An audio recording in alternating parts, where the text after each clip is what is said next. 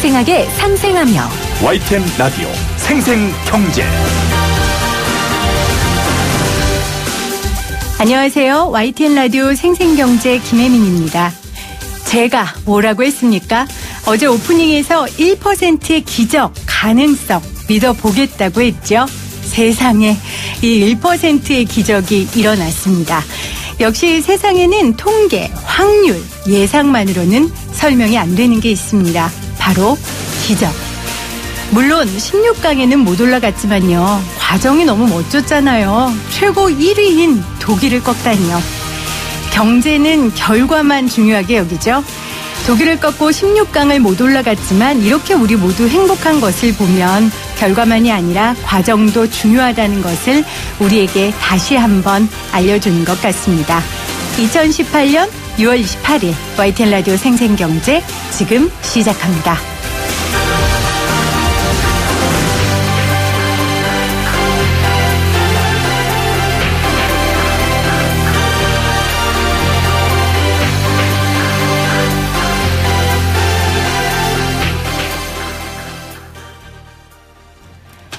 YTN 라디오 6월 28일 생생경제 지금 시작했습니다. 제가 YTN 라디오 생생경제를 진행한 지 한 2달 정도 돼가는 것 같아요. 저는 이제 조금 익숙해지는 것 같습니다. 마이크 앞에 서서 두근두근 거림도 조금은 이렇게 수그러드는 것 같고요. 항상 방송 끝나면 제 방송을 혼자 들으면서 부끄러워하기도 합니다. 여러분들은 어떠신지 모르겠어요. YTN 라디오 생생경제 들으시면서 여러분들이 느끼시는 점, 또 우리 방송을 통해서 방송해 줬으면 좋겠는 내용들 적극적으로 말씀해 주세요. 샵 0945 우물정 0945로 여러분들 가장 쉽고 빠르게 여러분들의 의견 나눠주실 수 있고요. 또 YTN 라디오 홈페이지가 있습니다. YTN 라디오 홈페이지에 오셔서 YTN 라디오 생생경제 들어오시면요. 제 얼굴이 대문짝만하게 나와 있습니다. 진행하는 진행자가 어떻게 생겼는지 어떤 사람인지 오셔서 보시면 제 목소리를 들으셔도 제가 어떤 사람인지 대충 상상이 가실 것 같아요. 여러분들 그렇게 많이 참여해 주시고요. 또 YTN 라디오 생생경제 다시 들으실 수 있는 방법이 있으세요. YTN 라디오 어플을 까시거나 팟캐스트 또 팟빵에 생생이라고만 치셔도 나옵니다. 이곳에 들어오셔서 혹시 놓쳤던 정보나 이야기들이 있으면 여러분들 함께 다시 들으시면 더 YTN 라디오 생생경제를 더 사랑하게 되실 것 같아요. 오늘도 저희가 여러 가지 방송 내용 준비했는데요. 기대해 주시고요. 특별히 저희가 오늘 생생하게 돈 쓰는 법에서는 조공문화라는 걸 다룰 겁니다. 조공문화가 뭔지 모르시는 분들 귀를 쫑긋 세우시고 함께 들어봐 주시고요. 또 생생 인터뷰에서는 오늘 한진그룹 조양호 회장이 소환됐어요. 그래서 500억 원대 상속세 탈루와 수백 원대의 횡령 배임 의혹을 받고 있는데요. 이것 관련된 내용 나누도록 하겠습니다. 여러분들 샵 0945로 함께해 주세요. 돈은 잘 쓰는 거다. 생생하게 돈 쓰는 법.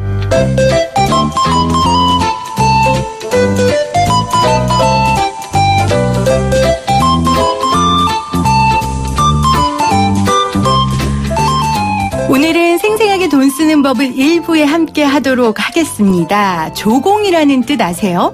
이 종속국이 종주국에 때를 맞추어 예물이라고 답하시는 이런 사전적 의미로 말씀하시는 분은요. 오늘 이 방송 들으시면서 뭐 그런데 돈을 써 하실 거고요. 또 좋아하는 연예인에게 주는 선물이라고 답하시는 분들은 나도 이렇게 돈 한번 써보자 라고 생각하실 겁니다. 조공문화로 불리는 이 팬들의 소비 한번 짚어볼게요. 김윤하 대중문화평론가 나오셨어요. 안녕하세요. 안녕하세요. 네, 평론가님은 과거에 혹은 지금 적극적으로 응원하고 또 팬질이라고 하죠. 아, 네네. 팬심을 보이는 네, 연예인 있으세요? 저는 우선은 연령대가 네. 제가 이제 적극적으로 뭔가 팬 문화에 동참하기에는 체력이 좀 딸리는 어떻게 되세요? 나이가 돼서 죄송하지만. 이제 30대 후반이 됐는데요. 네. 그래서 10대들이 이제 워낙에 적극적이어서 따라할 정도로 뭐 적극적으로 하기는 좀 어렵지만 네. 저도 10대 때는 이제 좋아했던 연예인들이 있었거든요. 저 때만 해도 팬레터 같은 거를 보내는 게 가장 기본적인 팬 문화, 네. 행위였었는데 제가 아주 어렸을 때 배용준 씨를 굉장히 좋아해서 팬레터를 보냈다가 답장을 한번 받은 적이 있었는데. 답장을 받았어요? 네네네. 친필로요? 그렇죠, 그렇죠.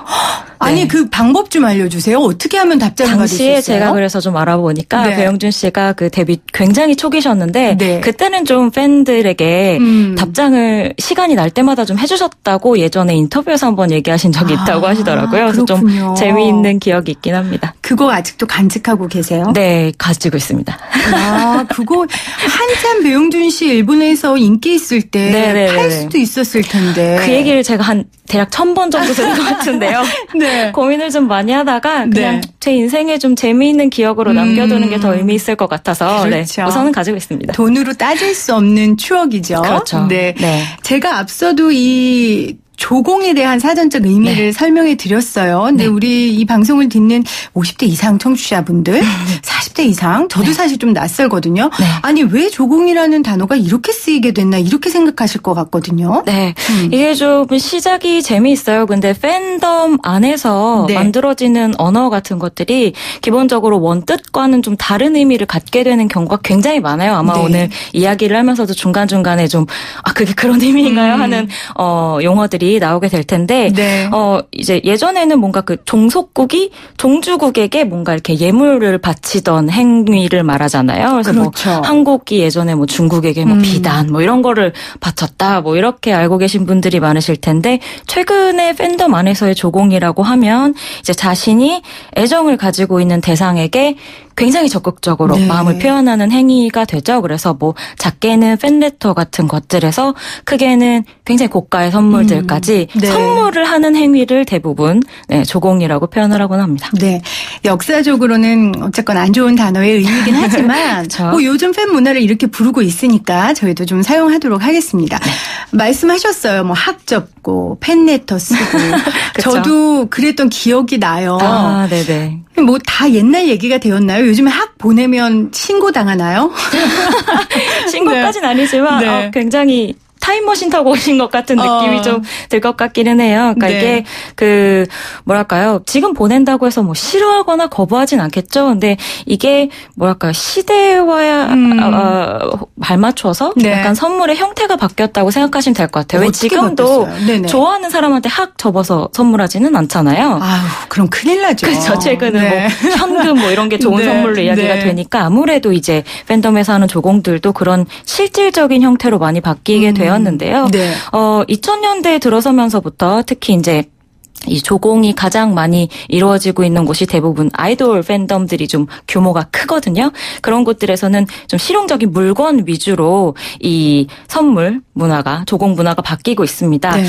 가장 큰 이유라면 역시 아까 전에 말씀드린 것처럼 현 세대 분들이 좋아하는 선물의 타입이 바뀐 탓도 있을 것 같고요. 또 하나는 인터넷이나 SNS를 통해서 이 연예인들이 그 선물을 받은 것을 인증해 줄 수가 있는 시대가 됐거든요. 네. 그러니까 뭐 옷이나 액세서리 이런 것들은 착용하고 사진을 찍어서 올리면 내가 참여한 선물을 내가 좋아하는 연예인이 받았구나를 확인할 수 있으니까 뭐 그런 부분들에서도 굉장히 적극적으로 실질적인 실용품들이 많이 선물이 되고 있는 실정이죠. 네. 왜 생생경제에서 이걸 다루느냐 하시는 네. 분들은 잘 들어보시면 아실 거예요. 이게 경제적 규모가 굉장히 커요. 그러니까 여러분들이 상상하시는 것 이상으로 맞아요. 조공을 바치는 네. 그 선물의 규모가 굉장히 크고요. 또 이 방송을 들으시는 5, 60대 분들은 젊은 친구들을 좀 이해하시면 네. 어떠실까 하는 이 어쨌건 트렌드니까요. 네, 그래서 네. 저희가 이거를 준비를 했습니다.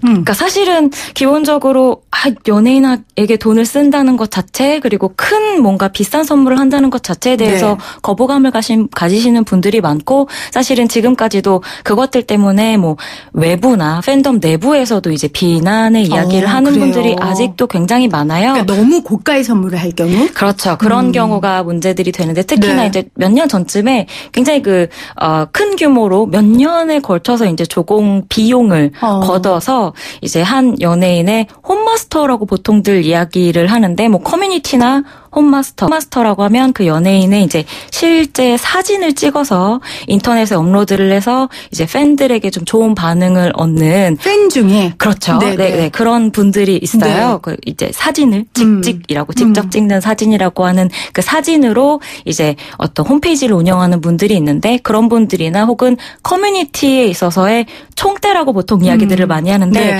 그 주도적으로 이제 그런 선물 일종의 조공, 서포트라고도 최근에 많이 이야기를 하는데 그런 것들을 좀 이끌어가는 분들이 있거든요. 그러니까 이분들을 중심으로 이 조공이 많이 되게 되는데 그 가운데서 한 분들이 좀 과했어요. 그래서 외제차를 이제 자신이 좋아하는 수억 원대의 차를 선물을 한 적이 있었는데 이것에 대해서는 당시에도 이제 팬덤 안에서도 좀 이건 좀 자중해야 하지 않느냐. 그럼요. 그건 거의 스폰서 같은데요. 그렇죠. 네, 그런 분위기도 좀 있고 사실상 연예인들이 수입이 결코 적은 편이 아니기 때문에 팬들이 그렇게 십시일반으로 모은 돈을 외제차를 선물하는 데 사용한다는 것 자체에 대해서 안팎으로 이야기들이 굉장히 많았었어요. 그래서 그 이후로는 이제 팬덤 안에서도 좀 자중하자는 분위기가 좀 형성이 되어서 이후로부터는 오히려 아직까지도 명품 사는 분들도 많기는 많지만 다양하게 좀 이런 것도 조공인가 싶은 재미있는 형태의 서포트들이 많이 생겨나게 됐습니다. 네,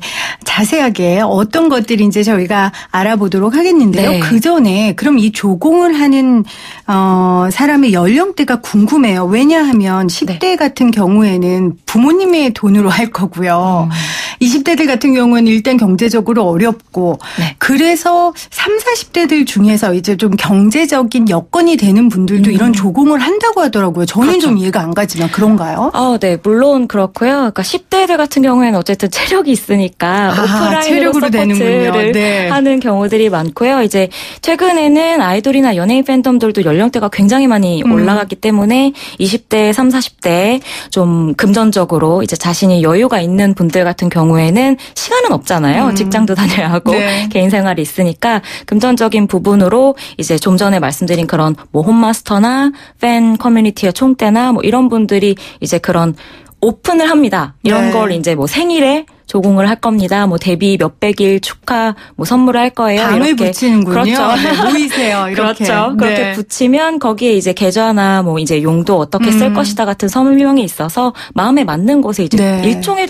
투자를 하게 되는 셈이죠. 근데 투자라는 건 비용 대비 뭔가 얻는 게 있어야 되잖아요. 이것은 약간 얻는 것이 없는 정말 선의의 투자 같은 느낌.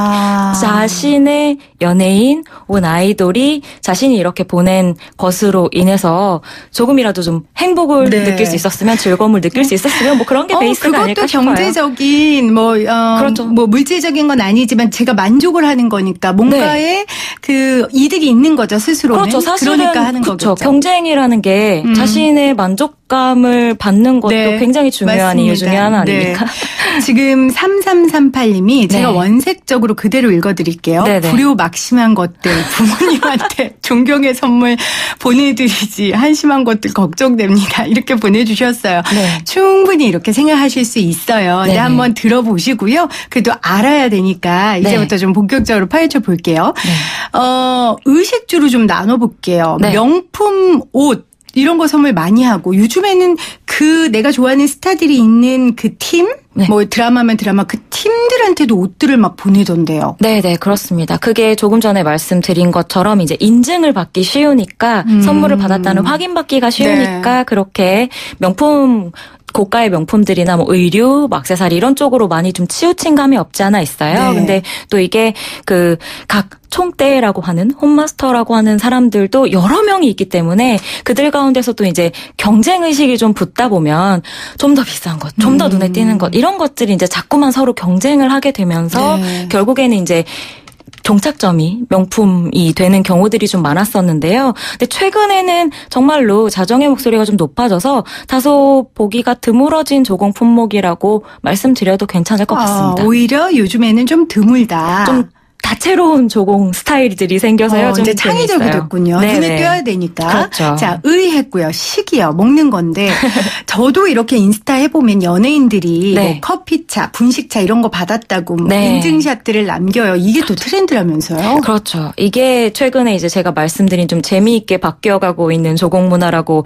말씀드릴 수 있겠는데요. 네. 그러니까 그 연예인이 촬영하는 곳 혹은 이제 뭐 일을 하는 곳에 밥차, 뭐 커피차, 간식차, 분식차 이런 것들을 보내는 게 최근에 사실 좀 트렌드예요. 그 인증이라는 면에서도 방금 말씀하신 것처럼 역시 네. 명품 의류와 상관없이 쉽게 확인을 받을 수 있는 부분이고 또 이런 걸 보내면 연예인 당사자뿐만이 아니라 함께 일하시는 분들도 그렇죠. 같이 먹을 수가 있거든요. 그래서 또 이 우리 땡땡이 일하는데 뭐 잘 부탁드려요. 네네 그런 의미로도 긍정적으로 많이들 보내고 있는 추세입니다. 네. 비용이 얼마나 드나요? 이런 거. 이거는 사실 생각보다는 그렇게 비싸진 않아요. 간식 차류 같은 경우에는 뭐 한 100만 원 이하 정도고요. 그리고 이제 뭐 밥차 같은 경우에는 인원수 뭐 네. 이런 것들에 따라서 많게는 뭐 200~300만 원 정도까지 가는데 역시나 이것도 한 사람이 보내는 경우는 극히 드물거든요. 여러 명들이 뭐 10,000원, 뭐 2만 원 이렇게 모여진 돈들로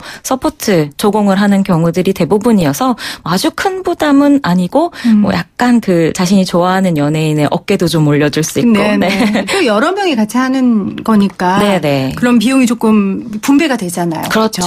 그렇군요. 저희 그 작가님이 네. 김혜민 PD 분식차, 커피차 보내주는 분 받겠다고 아, 네. 열심히 해보도록 하겠습니다. 네네. 네, 농담입니다. 집은 안 사주죠? 그건 좀 그렇죠. 명의도 있고. 사줬을 수도 있어요. 그렇죠. 뭐 알려지지 않은 게 있을 수도 있는데 네. 제가 기본적으로 이제 알고 있는 것은 가장 좀 무리하게 선물이 들어갔던 것이 그 조금 전에 말씀드린 외제차의 경우였었고 이제 그것이 어쨌든 부정적인 반응이 컸었고 이후로 그 조공 문화의 변화에 큰 변화를 주게 된 뭐 구심점이 되었었던 그런 사례였어서 최근에는 이제 그런 물품들보다도 네. 좀 전에 말씀드린 밥차에 이어서 뭐 광고판 맞아요. 또 저 자주 봐요. 조공으로 굉장히 많이 들어갑니다. 이거 지하철 타시는 지금 네. 방송 들으시는 분들이라면 누구나 한 번쯤은 보셨을 텐데 정말 그 지하철 공사가 연예인 팬들 없으면 장사를 맞아요. 못한다. 광고 비용이 안 들어온다고 할 정도로 이 광고들을 많이 걸고 있어요. 이것 같은 경우에는 이제 밥차와는 좀 다르게 일반인들에게 자신의 연예인을 좀 홍보할 수 있다는 그런 의의를 가지고 최근에 이제 연예인 팬덤들이 적극적으로 참여를 하고 있는 그런 조공이 되겠습니다. 저 아닌 라디오 PD는요. 네. 정말 지상파 방송국 달다 나와서 네. 라디오 방송으로 이 아이돌, 자기가 좋아하는 아이돌 광고하는 게 있더라고요. 있죠. 그거 만드는 일 해요. 심지어 그 비행기에서도요, 항공사들의 네. 그 나가는 뭐 방송이나 뭐 브로셔, 비행기 티켓에 들어가는 뭐 광고들까지 어디에나 여러분들이 이 자신이 좋아하는 연예인들을 네. 서포트하는 이 팬덤을 보실 수 있다는 거. 네, 맞아요. 네, 그러니까 네. 새로운 사업들이 이제 네. 생성이 되는 거죠. 여러 가지 문화들이 생기면서. 그렇습니다. 이외에 또 조금 더 이제 좀 훈훈한 네. 분위기로 넘어가 보자면 이제 봉사활동이나 혹은 이제 선행을 하는 것으로 조공을 하는 경우가 최근에 많이 늘어났어요. 팬들이. 그렇죠. 특히나 또 연예인들이 직접적으로 자신의 채널을 통해서 이제 여러분들이 보내주시는 사랑만으로 충분하다. 선물은 받지 않을 것이고 이제 그 돈으로 다른 일들에 써주시면 좋겠다라고 네. 직접적으로 이야기하는 연예인들도 많아서요. 뭐 예를 들자면 뭐 어려운 국가, 뭐 아프리카 쪽의 곳들에 이제 우물이나 뭐 도서관 이런 것들을 지어주고 만들어주는 조공을 하는 팬들도 굉장히 많고요. 또 최근에 좀 재미있었던 것들은 멸종위기 동물 같은 것들이 있잖아요. 네. 뭐 돌고래라든지 특히 엑소의 첸 씨의 팬분들이었었는데 이분들이 야생 돌고래를 후원을 해서 뭐 돌고래 입양 증명서 같은 걸 선물을 한다든지 아니면 또 약간 또 재미있는 포인트라면 별자리를 구입하는 경우들도 왕왕 있는데요. 별자리를 구입해요? 그게 네. 무슨 얘기예요? 하늘에 떠 있는 별을 사는 거예요. 그래서 이 별에 자신이 좋아하는 연예인의 이름을 붙이는 거죠. 그래서 예를 들자면 뭐 워너원 같은 경우에 작년에 이제 다양한 재미있는 서포트들로 화제가 많이 네. 되었었는데 그 멤버 가운데 옹성우 씨는 옹성우 자리라고 하는 별자리를 지금 가지고 있는 상태고요. 아, 그래요? 네, 그리고 강다니엘 씨 같은 경우에는 그 궁수 자리가 별자리인데 그 별자리에 있는 별 하나를 사서 강다니엘 별이라고 이름을 붙였다고 하더라고요. 이렇게 좀 상상을 초월하는 네, 조공의 세계들도 있다는 거 네, 말씀을 꼭 드리고 싶습니다. 국제 천문학회 같은데 의뢰하면 할 수 있대요. 네, 그리고 의외로 가격이 그렇게 비싸지가 않아요. 그렇군요. 네, 그래서 의미도 있고 좀 재미도 있는 네, 이런 조공들도 있고 또 이외에는 팬들과 함께 봉사활동을 나가는 연예인들도 꽤 많아요. 네. 아이돌 팬들은 이제 조금 거리감이 있기 때문에 예를 들자면 이제 팬덤과 함께 같은 기관에서 봉사활동을 하는 경우, 그러니까 같이 가지는 않고요. 그런 경우들이 많고요. 뭐 배우 류준열 씨나 가수 이수영 씨 같은 경우 팬분들과 함께 뭐 캄보디아의 우물을 지원하기도 하고 또 에이핑크 같은 경우에는 실제로 그런 약간은 거리감을 둬야 함에도 불구하고 팬들과 함께 어려운 분들을 도우러 실제로 이제 그 기관에 찾아가서 정기적으로 이 봉사를 하고 있다는 이야기도 들리고 네. 있습니다. 또 우리나라 연예인들이 국제적으로 사랑을 좀 받다 보니까 이렇게 팬들이 외교적인 가교 역할을 하는 경우도 있는 것 그렇죠. 같아요. 그 뭐 신화의 중국 팬들이 중국의 신화숲이라는 걸 만들어줬다는 얘기도 들었거든요. 아, 맞습니다. 조금 전에 그 강다니엘 씨 팬 같은 경우에도 뭐 중국 팬분이었다고 이야기가 들리더라고요. 그리고 이 이라고 해서 최근에는 국내 어떤 그런 팬덤의 움직임을 닮은 뭐 중국 팬연합, 뭐 베트남 팬연합 이런 식으로 각자 그 연예인들마다 네. 해외 팬덤 연합들이 많이 만들어져 있어요. 그래서 이게 참 재미있는 게 한국의 팬덤의 형태와 외국의 팬덤의 형태가 크게 다르지가 않아요. 서로 한 연예인을 좋아한다는 마음이 같아서 그런지 한쪽에서 이제 선행을 시작하면 외국 팬들도 그거를 똑같이 따라하는 경우들이 네. 많거든요. 그래서 방금 말씀하신 그런 신화숲 같은 경우에도 한국에서 사실은 한 2014, 5년 정도의 인기를 끌었던 숲 조성 사업들이 있었어요. 네네. 그래서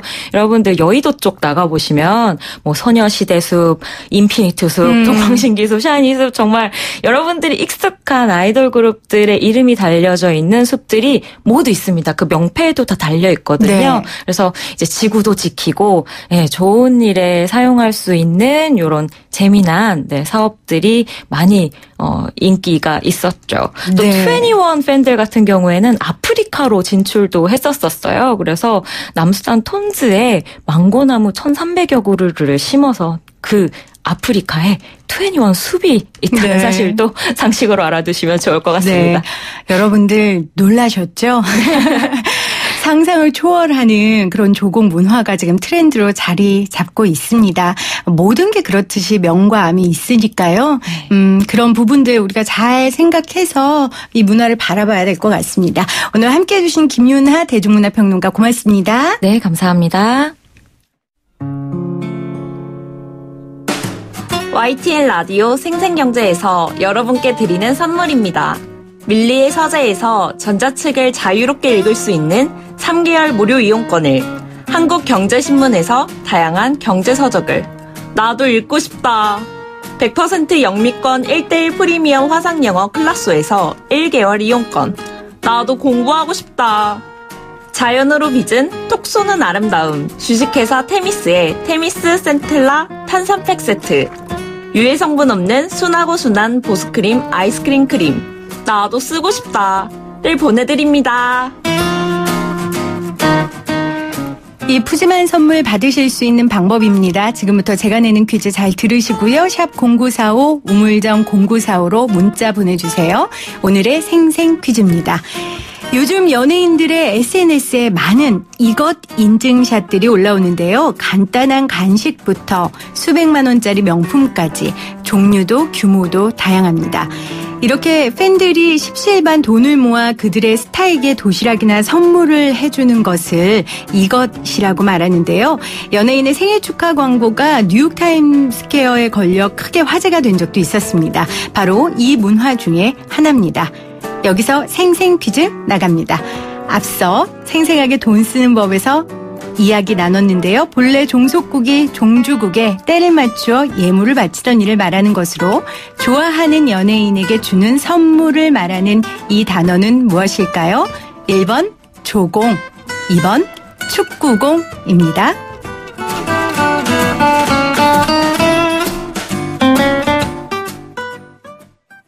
네, 여러분들 정답 보내주시면서 여러분들은 어떤 연예인들에게 사랑과 선물을 보낸 경험이 있는지 이 이야기도 함께 나눠주시면 재밌을 것 같아요. 퀴즈는 너무 쉽잖아요. 1번 조공, 2번 축구공. 답 기다리도록 하겠습니다. 생생하게 상생하며 YTN 라디오 생생경제는 방송통신위원회의 방송통신발전기금을 지원받고 있고요. 포스코와 함께합니다. 저는 2부에 다시 올게요.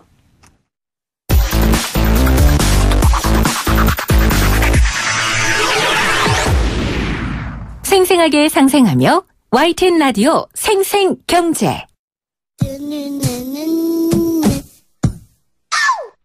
육회 통쾌 상쾌한 혜민 PD와 경제 이야기 함께 나눠요.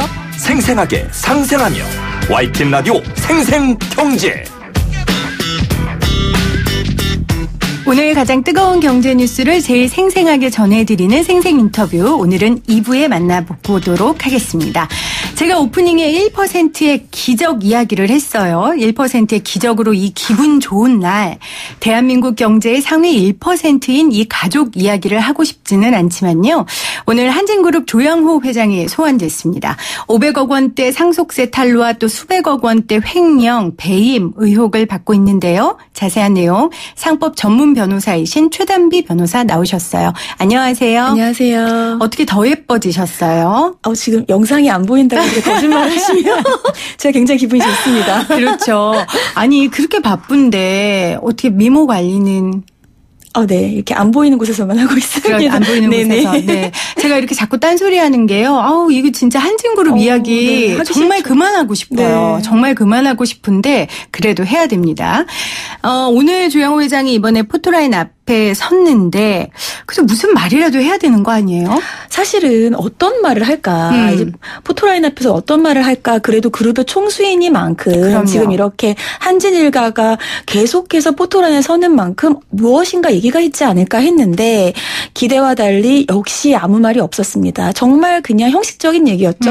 최선을 다해서 수사에 임하겠다. 하지만 이 모든 것들이 사실은 한진일가의 갑질로부터 촉발된 그렇죠. 것인 만큼 뭔가 총수로서의 책임 있는 얘기를 했어야 하지 않을까 이런 좀 아쉬움이 남는 부분이었습니다. 네. 구체적인 조양호 회장의 혐의들 한번 살펴볼게요. 먼저 이 상속세 이 부분이 제일 큰 것 같은데 어떤 내용인지 좀 짚어주세요. 네, 거의 지금 상속세를 지금 누락했다는 것이 500억 원에 달해요. 네. 이 조 회장 남매가 선친이죠. 조중훈 전 회장의 해외 보유 자산을 물려받는 과정에서 상속 신고를 제대로 하지 않았다. 그래서 그동안 상속 신고를 하지 않은 것이 거의 상속세의 500억 원에 달하는 세금을 납부하지 않은 것이고요. 네. 이것이 지금 거의 주된 혐의로 보고 있는 것이 해외 부동산입니다. 특히 프랑스 파리에 있는 부동산이고 해외에 있는 예금을 상속받는 과정이기 때문에 이런 것들에 대한 상속세 탈루에 대해서 본격적으로 수사를 하고 있는 부분입니다. 네. 이 세금, 이제 상속세, 한진그룹 창업주인 조양호 회장의 아버지에게서 받은 거라면 시간이 좀 오래된 내용일 거 아니에요? 그렇죠. 한 16년 됐습니다. 근데 이게 왜 이제 와서 불거진 거예요? 그 갑질 논란 때문에? 그렇죠. 이 한진그룹의 사태로 조현민 전 전무로부터 촉발됐던 한진그룹 사태로 이 조양호 회장의 일가뿐만 아니라 한진그룹에 대한 전방위적인 조사가 진행되면서 네. 이 상속세 탈루에 대한 것들도 본격 수사가 이루어졌습니다. 그러면서 선친으로부터 받았던 여러 가지 해외 부동산에 대해서 네. 상속세 탈루 혐의가 나타나면서 조양호 회장뿐만 아니고요. 조양호 회장의 형제들이죠. 뭐 조정호 회장이라든지 아니면은 그 재수 씨인 회장들, 최 회장뿐만 아니라 모든 사람들이 지금 현재 이미 소환돼서 조사를 받고 있는 상황입니다. 네. 범죄는 공소시효라는 게 있잖아요. 네. 변호사님. 이 세금 탈루는 그런 게 없어요? 끝까지 있습니다. 받아냅니까? 있어요? 있어요. 예, 사실은 그 부분이 지금 조금 문제가 되는 부분인데 네. 지금 한진 쪽에서는 두 가지로 얘기를 하고 있어요. 하나는 몰랐다는 겁니다. 이것이 해외에 있는 부동산이기 때문에 본인들은 전혀 몰랐고 이것이 얼마 전에 해외와의 협약을 통해서 해외에 있는 부동산을 알게 될 수 있는 것이 있었는데 그때 처음 알았다는 거예요. 아니 그러니까 부모님이 나에게 준 해외의 자산을 몰랐다고요? 몰랐다는 거예요. 어떻게 하면 모를 수 있어요? 재산이 너무 많은 1%면 모르나 봐요. 네. 그래서 2016년도에 몰랐던 것을 처음 알게 돼서 그때 수정 신고를 했다는 게 첫 번째 주장이에요. 본인 그러니까 자발적으로요? 자발적으로 한진에서? 그때 처음 알게 돼서 했다는 게 주장이에요. 한진 네. 측의 처음 주장. 네. 그게 이제 몰랐다는 고의성이 없다는 주장이고 두 번째 하고 있는 주장이 지금 말씀하시는 것처럼 공소시효가 지났다는 거예요. 얼마 기간인데요? 이때가 이 선친이 사망했을 때가 2002년도였는데 네. 그 당시의 법에는 조세 포탈이 10년이었어요. 그러니까 2002년부터 지금 16년이 지났기 때문에 공소시효 문제도 사실은 걸려 있습니다. 네. 근데 이제 검찰 측에서는 특정경제범죄 가중처벌이고 그것이 지금 나중에 세금을 냈다고 해도 큰 문제는 없다. 그렇기 때문에 조사와 수사를 하는 데는 큰 문제가 없다라는 입장인데 아마 한진 측에서는 아직까지 공식적인 입장을 내놓고 있지는 않지만 그 두 가지가 고의성이 없었고 공소시효가 지나지 않았느냐 이러한 주장을 할 것이 좀 가능해 보입니다. 그러면 공소시효가 지난 거면은 처벌도 안 받고 세금도 안 내도 돼요? 공소시효가 지났다고 하는 것은 처벌은 안 받죠. 네. 그리고 세금도 안 내야 될 가능성이 높지만 아마 그것 이외에도 예를 들면 세금 같은 경우에는 꾸준히 국세청에서 세금을 내라고 고지를 합니다. 네. 그렇기 때문에 그 고지를 했을 때부터 또 새로 공소시효가 발생할 수가 그렇죠. 있거든요. 그렇기 때문에 그런 여러 가지 문제들을 봐야 돼서 금액들도 산출해야 되는 문제들이 있을 수 있습니다. 만약에 이제 국세청에서 세금 내라고 몇 차례 통보를 보냈으면 그 통보서 낸 거부터 다시 시작되니까 공소시효가 조금 늘어났을 수는 그렇죠. 있겠네요. 네. 그런데 이제 여러 가지 금액들이 있잖아요. 그렇죠. 부동산도 여러 개가 있을 수 있고 예금도 여러 개가 있을 수 있기 때문에 금액 부분에서 차이가 있을 수 있고요. 금액이 차이가 있으면 또 형량에서 차이가 있을 수 있기 때문에 그 부분도 아마 한진 측에서 적극적으로 다투지 않을까 싶습니다. 네. 한진그룹 측에서는 일단 상속세와 가산세 852억 중에 192억 원을 1차로 납부했고 나머지는 5년간 나눠낼 예정이라고 했는데 이게 자기 마음대로 이럴 수 있어요? 이 얘기가 뭐냐면 고의성이 없다는 얘기예요. 우리는 내려고 했다. 예, 자진 신고를 했고 아직은 자진 신고를 한 이후에 국세청에서 허가해준 내는 기간이기 때문에 고의로 상속세를 탈루하려는 의도가 전혀 없었다는 거죠.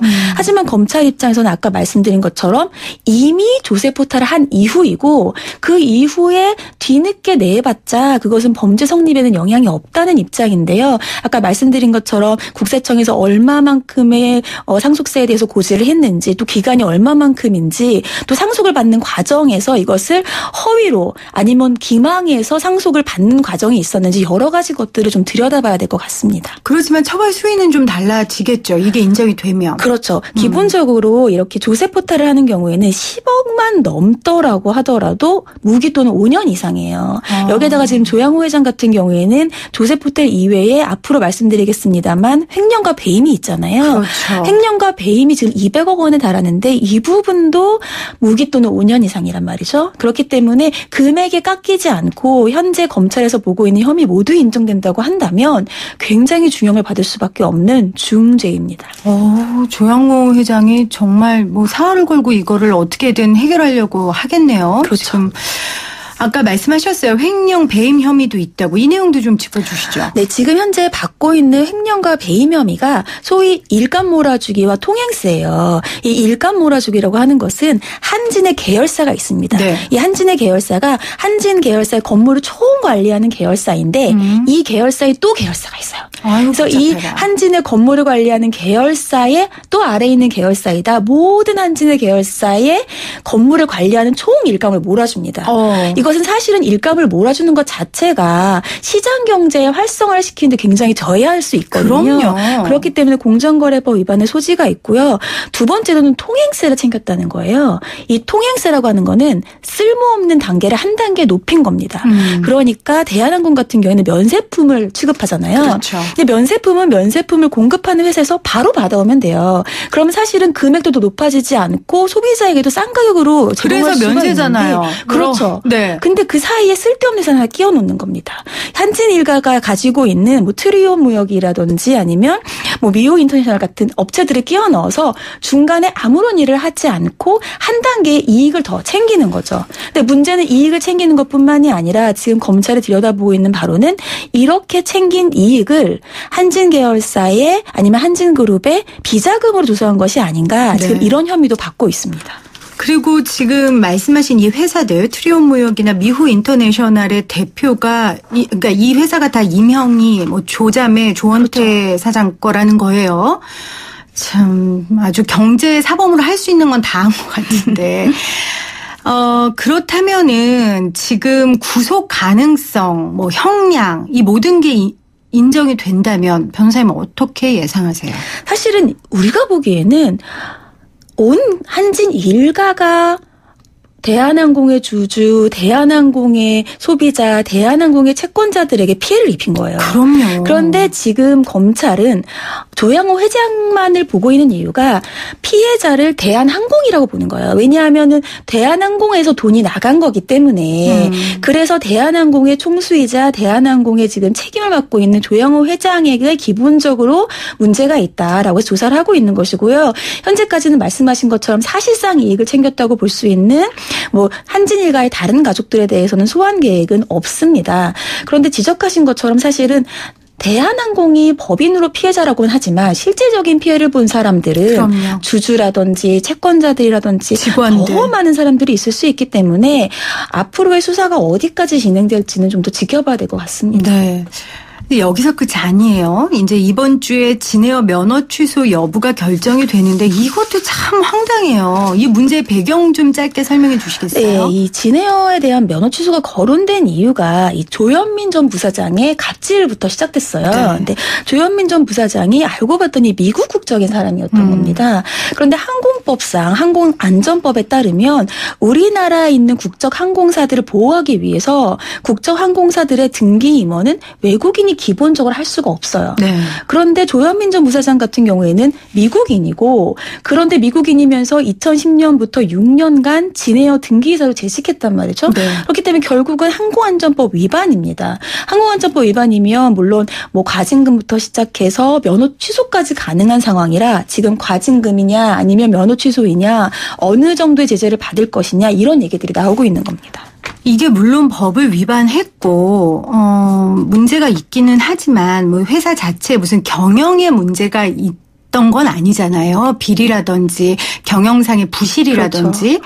단지 이제 이 이유로 물론 중대한 범죄지만 면허 취소가 돼버리면 여기에서 생계를 이어가는 이 1,600여 명의 직원들은 어떡합니까? 그래서 굉장히 지금 제가 보기에도 국토교통부에서 많은 고민이 있을 거예요. 그렇겠죠. 왜냐하면 과징금을 하기에는 이 사안이 과징금을 내리기에는 너무 중합니다.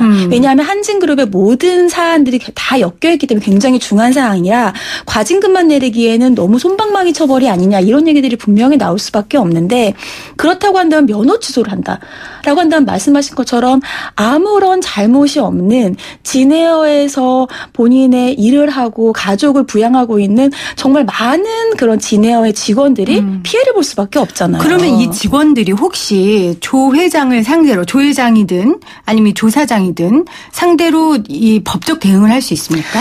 그건 또 굉장히 어렵습니다. 왜냐하면 면허 취소를 받은 것이 물론 오너리스크에 따른 것이긴 하지만 그 오너리스크에 따른 면허 취소로 인해서 본인이 직접적으로 어떠한 피해를 받았는지 입장이 굉장히 어려운데 아니 면허가 취소되면 그러면은 그 직원은 타격이 큰 거잖아요. 근데 어쩔 수 없죠. 왜냐하면 경영상의 비즈니스 판단으로 회사가 없어졌기 때문에 직원을 고용하지 못하는 것이기 때문에 그 부분들은 비즈니스 판단으로 보거든요. 그래서 제가 보기에는 아마 국토교통부에서 면허 취소까지 고려한다 하더라도 뭐 주주나 아니면 임직원을 보호하기 위해서 시행을 좀 유예한다든지 아니면은 영업 정지를 시키면서 경영 일선에서 조금 물러서게 하는 추가적인 권고상을 보낸다든지 이러한 좀 보호 조치를 내리지 않을까라는 예상을 좀 조심스럽게 하고 있습니다. 정말 고래 싸움에 새우등이 터져도 이 정도면 진짜 너무 심한 거 아닙니까? 맞습니다. 또 터진 새우등이 있죠. 이 한진그룹주 가진 주주들.